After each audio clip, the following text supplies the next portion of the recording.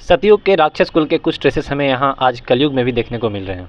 हिरण्यकश्यप के विस्तृत कुल के दो अंश नागीना ओम कश्यप और बिहार के शपूत अनिष्ट कश्यप, जिस प्रकार से इन्होंने शिक्षक समुदाय पर हमला किया है, इससे स्पष्ट है कि कश्यपों की दृढ़ता अब चरम पार कर चुकी है। क्योंकि जब ज्ञान बांटने वाले ही निशाने पर आने लगे तो समझ लीजिए अज्ञानता ताकतवर हो रही है। आज मैंने दो कहानियों के माध्यम से सतयुग और कलयुग में समानताएं दर्शाने की कोशिश की है। अगर आपको इसमें थोड़ी भी सच्चाई दिखे तो आप इसे अवश्य फैलाएं।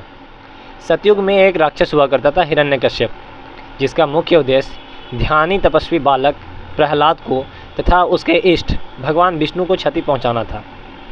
जब उसकी दृढ़ता चरम पार कर गई तो भगवान विष्णु ने नरसिंह अवतार लेकर उसका वध कर दिया।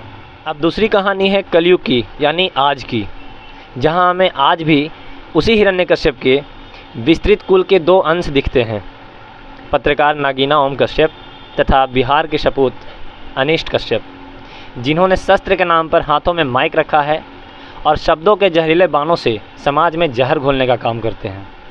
इनका भी मुख्य उद्देश्य प्रहलाद रूपी ध्यानी छात्रों का भविष्य अंधकार में डालना तथा उनके गुरुजनों को क्षति पहुंचाना है।